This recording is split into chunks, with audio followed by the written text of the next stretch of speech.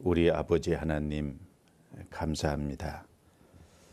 부족한 저희들을 구원의 길로 인도해 주시고 하나님의 거룩한 자녀로 삼아 주시며 썩지 않고 더럽지 않고 쇠하지 아니하는 기업을 약속해 주시고 하나님께 소망을 두고 생을 살 수 있도록 도와주신 은혜를 감사합니다. 또 이번에 40기 신입 교사 교육을 진행할 수 있도록 허락하시고 또 참여한 교사분들 함께 교육을 받을 수 있는 좋은 기회를 주신 거 감사합니다.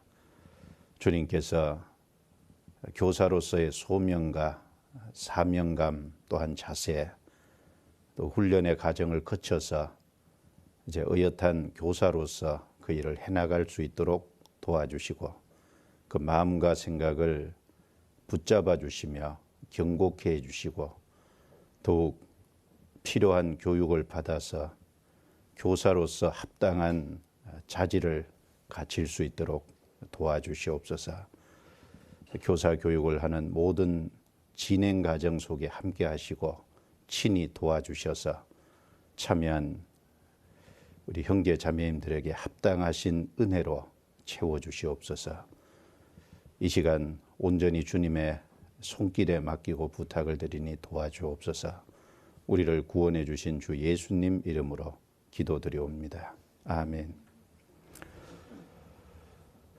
마태복음 4장 18절을 찾겠습니다.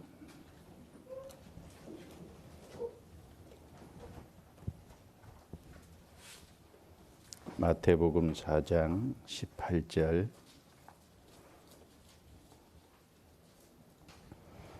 부터 22절까지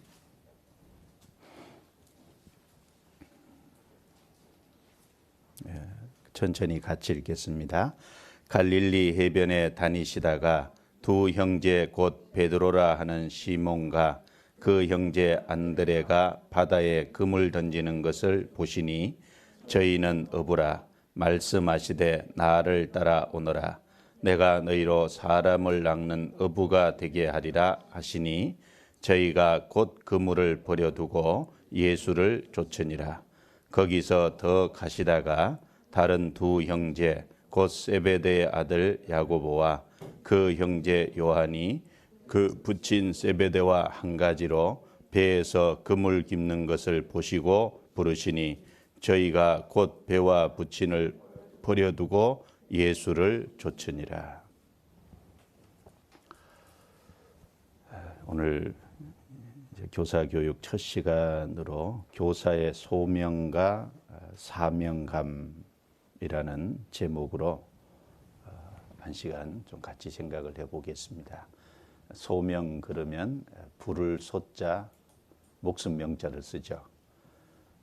주님이 이제 부르심 그 부름에 응답해서 자기를 헌신할 수 있는 사람, 그 응답한 사람, 그리고 그 사람은 마땅히 또 거기에 합당한 사명감, 마음과 어떤 태도와 자세를 가져야 될 겁니다. 한 시간 함께 좀 생각을 하면서 교사로서 어떤 그 주님의 부르심에 정말 감사하고 응답하고 그리고 사명을 가지는 마음 자세가 준비가 되면 참 좋겠습니다. 주님은 자신의 어떤 일, 즉 사역 그리고 그 일을 통해서 자신의 영광을 나타내시기를 원합니다. 그 일에 하나님께서 사람을 부르시는 것이 사실입니다. 그래서 하나님께서는 먼저 사람을 구원의 길로 인도하시고 부르시죠. 그리고 두 번째는 그 사람의 이제 신앙을 성장시키고 그리고 그 이후에 또 일을 하는 그 자리로 주님께서 사람을 부르시는 것이 사실입니다. 그 내용이 디모데후서 3장 15절부터 17절에 보면 자세히 나와 있잖아요. 디모데후서 3장 15절에 보면 또 내가 어려서부터 성경을 알았나니 성경은 능히 너로 하여금 그리스도 예수 안에 있는 믿음으로 말미암아 구원에 이르는 지혜가 있게 하느니라. 이 성경을 주신 첫 번째 목적은 사람을 구원받도록 하기 위해서 주신 거잖아요. 그래서 성경은 너로 하여금 그리스도 예수 안에 있는 믿음으로 말미암아 성경을 통해서 주님이 하신 일에 대한 확실한 믿음을 갖게 하고 그리고 구원받도록 인도하십니다. 그리고 16절, 17절에 보면 모든 성경은 하나님의 감동으로 된 것으로 교훈과 책망과 바르게 함과 의로 교육하기에 유익하니 이는 하나님의 사람으로 온전케 하며 모든 선한 일을 행하기에 온전케 하려 함이니라. 그래서 이 모든 성경은 하나님의 감동으로 됐잖아요. 그래서 구원받은 사람으로 하여금 교훈하고, 교훈한다는 것은 알아야 될 정확한 교리적인 그런 부분들을 정확하게 알도록 주님께서 깨우쳐 주시고, 그리고 잘못된 것이 있으면 책망하시고, 그리고 바르게 교정하는 그런 일들을 하시고, 또 의로 교육하십니다. 그래서 하나님의 사람으로 온전케 한다. 구원받은 사람이 하나님의 사람이잖아요. 하나님의 사람이 됐으면 하나님의 사람으로 온전케 되는 그런 이제 교육의 과정이 있죠. 그래서 온전케 하시는 목적은 뭐냐 하면은 모든 사람으로 하나님의 선한 일에 온전케 하려 함이니라. 하나님의 선한 일을 위해서 온전케 하십니다. 그래서 구원받게 하시고 구원받은 하나님의 사람으로 온전케 하고 그다음에 이제 성장된 그 사람에게 하나님의 일을 맡기고 그 하나님의 선한 일을 위해서 힘쓰도록, 물론 그 일을 통해서 하나님의 역사와 하나님의 영광이 나타나도록 그 일을 위해서 사람을 부르십니다. 그런데 그 부를 때 아무나 부르냐? 그렇지는 않겠죠. 특별히 할 일이 없는 사람을 부르시는 일은 없습니다. 그래서 교회에서 어떤 일을 할 때 보면 놀고 있는 사람을 불러 쓰지는 않잖아요. 자기 일에 충실하게 일하고 있는 사람, 그 자기 일에 충성된 사람, 그 사람을 주님은 불러서 쓰십니다. 성경 창세기부터 요한계시록까지 하나님이 사람을 부르실 때 놀고 있는 사람 부르시는 경우 있어요? 그런 경우 없잖아요. 항상 자기 일에 충성된 사람, 여러 가지 어려움과 힘든 일에도 충성된 그 자기 일에 맡은 일에 충성된 그 사람을 주님이 보시고 불러서 사용하십니다. 특별히 여기 베드로와 안드레, 야고보와 요한을 부르실 때도 베드로와 안드레는 그물을 던지는 곳에서, 야고보와 요한은 그물을 깁는 곳에서 자기 일에 충성되게 그 일을 하고 있는 사람을 불러서 주님이 쓰시잖아요. 사람을 낚는 어부가 되게 하리라 라고 말씀을 하십니다. 우리가 베드로를 부르시는 그 모습을 누가복음 5장에서 보면 밤이 맞도록 수고를 하였으되 얻은 것이 없지만은, 웬만한 사람 같으면요 그물 몇 번 던지다가 안 잡히면 집에 들어갈 수도 있잖아요. 근데 밤새도록 그물을 던지고 있는 것을 보면은 자기 일에 충성된 사람이 틀림없잖아요. 아주 성실한 사람입니다. 그런 사람을 주님은 불러서 쓰셔요. 그리고 여기 베드로와 안드레, 야고보와 요한 이 네 사람은 어부잖아요. 이 당시에 그 로마에는 유명한 사람들 많잖아요. 유명한 지식인들, 내노라 하는 사람들. 그리고 이스라엘 땅에는 또 뛰어난 종교가들이 있었잖아요. 바리새인, 서기관, 그리고 성전에서 일하는 어떤 그 제사장들, 그런 내노라고 하는 기라성 같은 사람을 다 멀리 하시고 어부들을 부르셨어요. 왜 그러셨을까요? 이 비천한 어부를 부르신 이유는 그들은 어부니까 어떤 뛰어난 지식과 어떤 그 재능이 있는 것이 아닙니다. 그러므로 그들은 하나님을 의지할 수밖에 없잖아요. 기댈 수밖에 없습니다. 그래서 하나님을 의지하는 그들을 통해서 하나님의 능력을 나타내시고 하나님 자신의 역사를 이루심으로 하나님의 영광을 나타내기를 원하셨어요.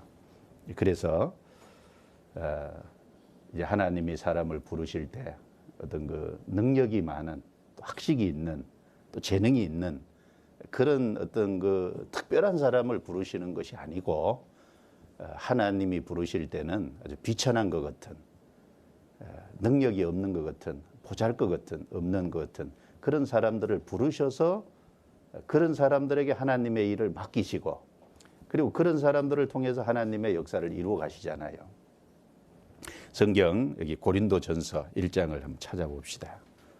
고린도전서 1장.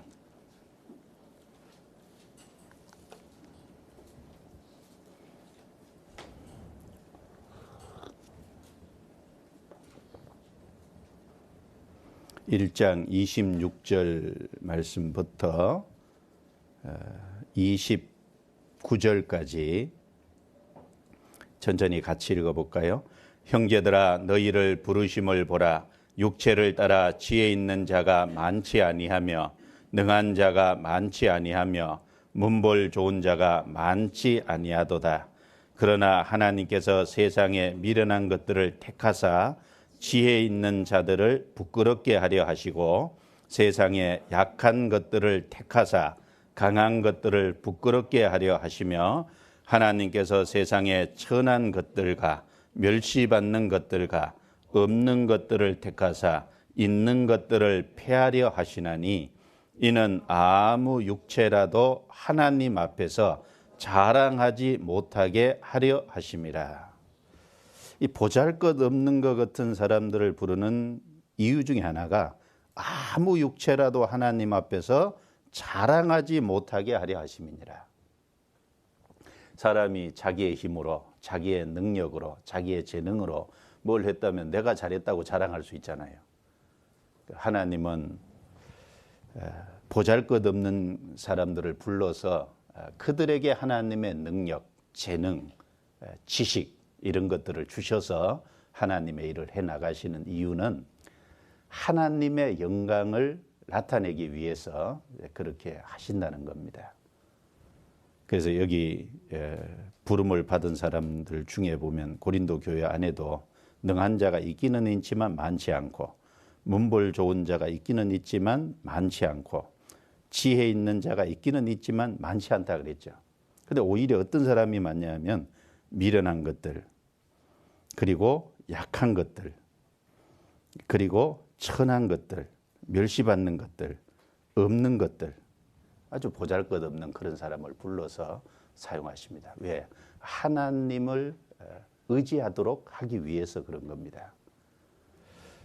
성경 한 구절 더 볼까요?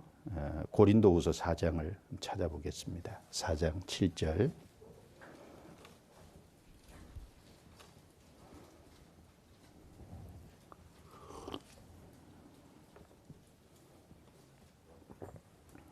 (4장 7절) 같이 읽겠습니다.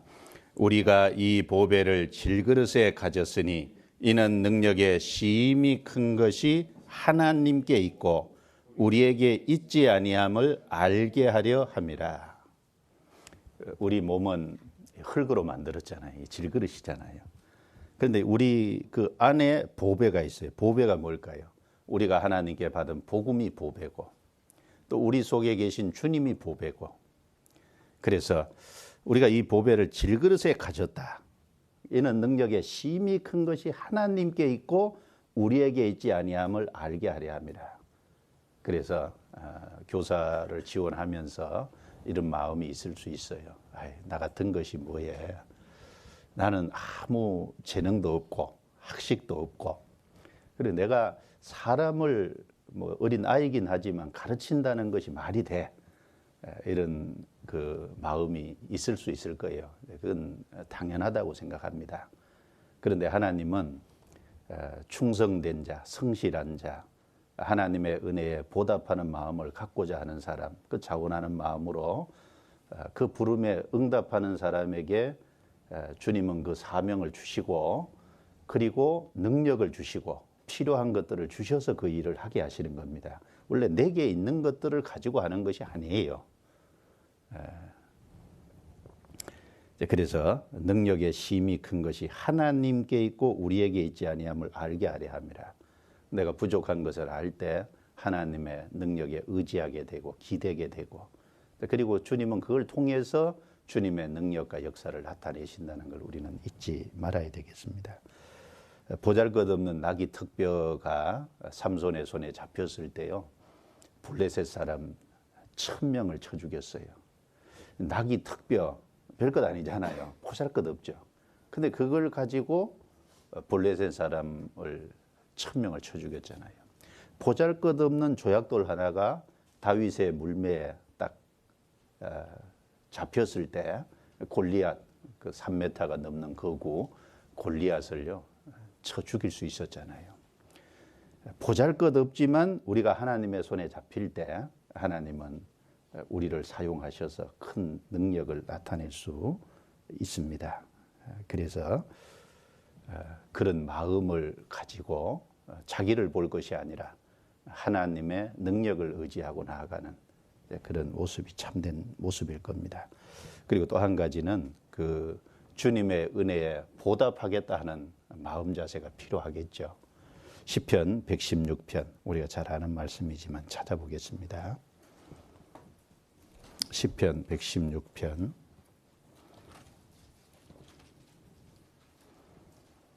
12절부터 14절까지요.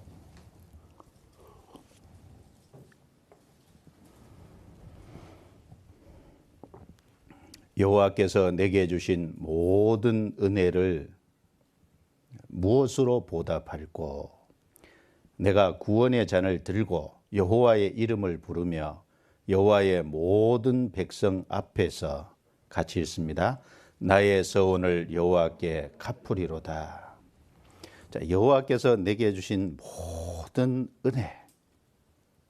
첫 번째는 구원의 은혜가 있고, 또 신앙생활을 하는 가운데 하나님이 공급해 주시는 은혜가 있고, 또 주님 앞에 섰을 때 주님이 갚아 주실 어떤 그 소망이라는 것들이 있고, 그 내게 주신 은혜인데 모든 은혜가 많아요. 그걸 이제 하나하나 생각해 보면은 이제 굉장히 많을 거예요. 자, 그 은혜를 무엇으로 보답할꼬? 자, 무엇으로 보답할꼬? 이 마음이요, 이 시편 기자의 마음이 그 보답하고자 하는 간절한 마음이 있는 거잖아요. 그런데 주님이 주신 은혜, 또 특별히 우리를 구원해 주신, 죽기까지 자기 몸을 내어주신 그 우리를 사랑하신 그것을 모른 척 한다면요, 그 하나님 앞에 그 배은망덕이 될 겁니다. 부모의 은혜를 모른 척 한다면은 그것이 배은망덕이듯이 하나님이 더 크신 은혜를 우리에게 베풀어 주셨는데 그걸 모른 척 한다면, 그 은혜를 받았는데 보답하고자 하는 마음도 없다면은 그 배은망덕이지 뭐겠어요. 그래서 이 시편 기자가 할 수 있는 일을 여기 얘기했죠. 13절, 14절에 보면 내가 구원의 잔을 들고, 주님이 우리에게 구원의 잔을 주셨잖아요. 구원 받았잖아요. 구원의 잔을 들고, 그 말은 이제 드는 것은요, 이걸 나타내는 거잖아요. 내가 구원받은 그것에 대해서 확신이 있잖아요.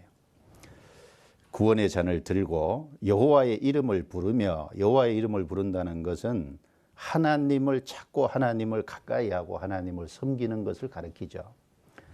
그리고 여호와의 모든 백성 앞에서, 모든 백성은 구원받은 성도들이잖아요. 교회죠. 백성 앞에서 나의 서원을, 그래서 이제 내가 어떻게 살아야 되겠다고 주님 앞에 다짐하는 것이 그 서원이잖아요. 서원하고 나의 서원을 갚으리로다. 그래서 구원을 교회를 통해서 받았어요. 그렇죠? 주님이 주셨지만 교회라는 무리를 통해서 받았잖아요. 내가 그 은혜를 갚을 곳이 어딜까요? 교회죠. 교회에 갚는 것이 주님께 갚는 거예요. 왜냐하면 교회는 주님의 몸이니까. 그렇잖아요. 교회 안에 성도를 섬기는 게 주님을 섬기는 거라 그랬죠. 그러면 어디 갚아요? 교회에다 갚는 것이 주님께 갚는 거예요. 왜냐하면 교회는 주님의 몸이니까. 그래서 그 교회에 내가 할 수 있는 일을 최선을 다해서 하면 주님은 그것을 통해서 또 주님의 역사를 또 이루시잖아요. 그래서 나의 서원을 갚으리로다. 내가 주님을 위해서 이렇게 살아야 되겠다. 특별히 이제 여기 교사 지원하신 분들은 내가 주님께 그 큰 은혜를 받았으니까 교사로서 이 일을 보답해야 되겠다. 그 소원이죠. 그리고 그것을 이제 갚아가는 이제 그것도 은혜를 보답하는 것 중에 하나가 될 겁니다. 특별히 요즘에는 그 교회학교 교사가 많이 부족해요. 지역에도 보면 참 교회학교 교사가 부족해서 어려움을 겪는 경우가 많습니다. 교사 봉사를 한다는 것은 꼭 쉬운 것은 아니에요. 많은 시간이 투자가 돼야 되고 또 어린 학생들이니까 여러 가지 문제가 많은데 그 학생들의 문제와 같이 씨름해 줘야 되고 부모가 자식을 기른다는 건 쉬운 것이 아니죠. 교사가 학생들을 가르친다는 것은 쉬운 것이 아닙니다. 그러나 그것이 어려울지라도 그것이 주님의 일이고 주님의 역사임을 생각하고 그 가운데 이제 참여하는 그런 마음을 주님은 원하실 겁니다. 그런데 은혜에 보답하고자 하는 마음이 없이 여호와의 일을 태만히 한다면은 구원받은 지 오랜 시간이 지났는데도 봉사하지 않고 뭔가 주님의 역사에 참여하지 않고 시간만 어성세월한다면은 예레미야 48장 10절에 보면 여호와의 일을 태만히 하는 자는 저주를 받을지다. 참 무서운 말이죠. 성경에 그런 말도 있어요.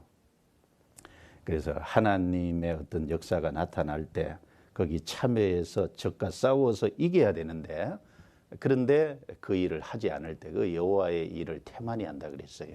영적 전쟁에 참여하지 않는 것이 여호와의 일을 태만히 하는 것이 될 겁니다.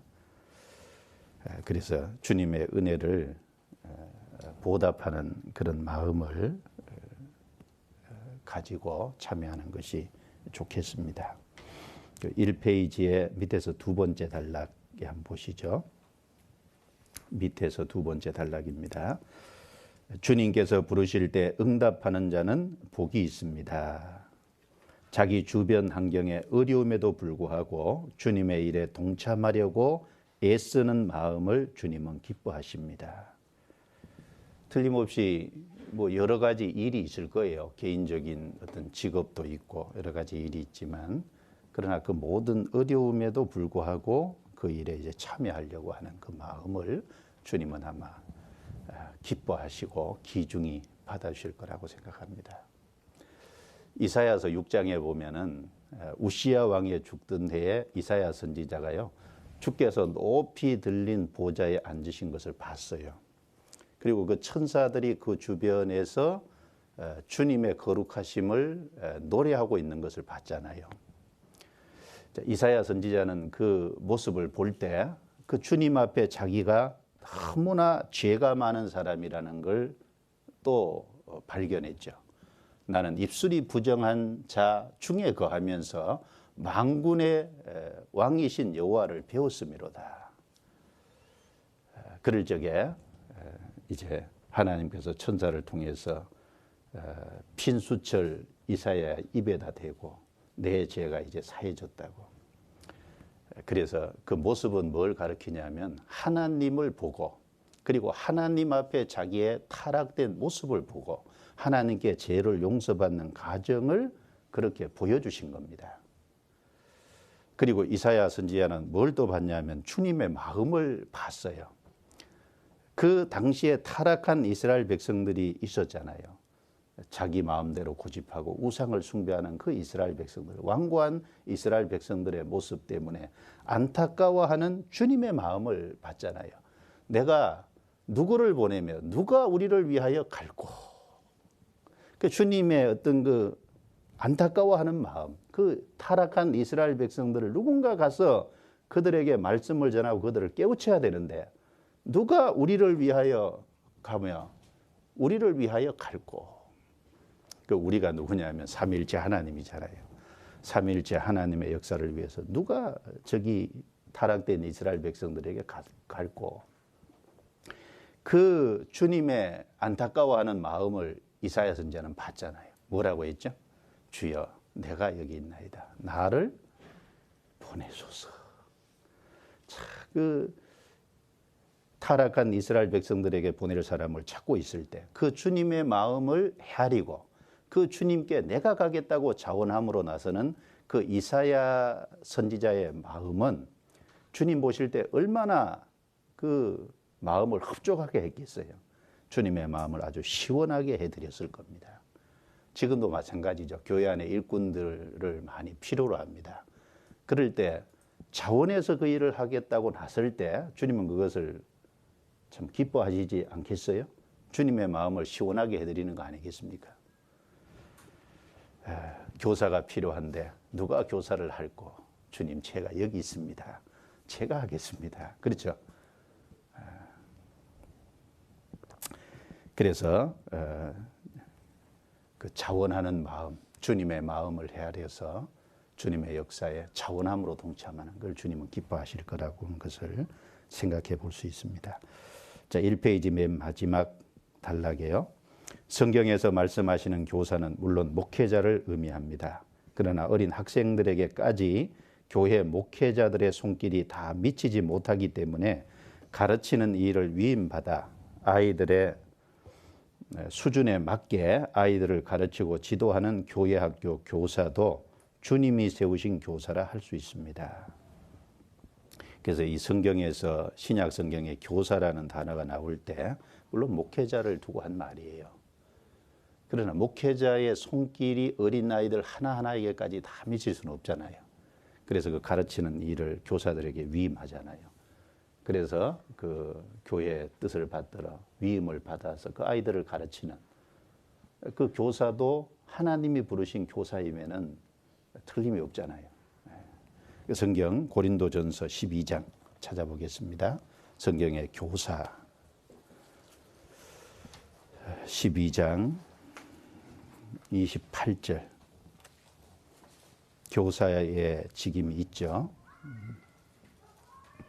28절 하나님이 교회 중에 몇을 세우셨으니 첫째는 사도요 둘째는 선지자요. 같이 읽습니다. 셋째는 교사요.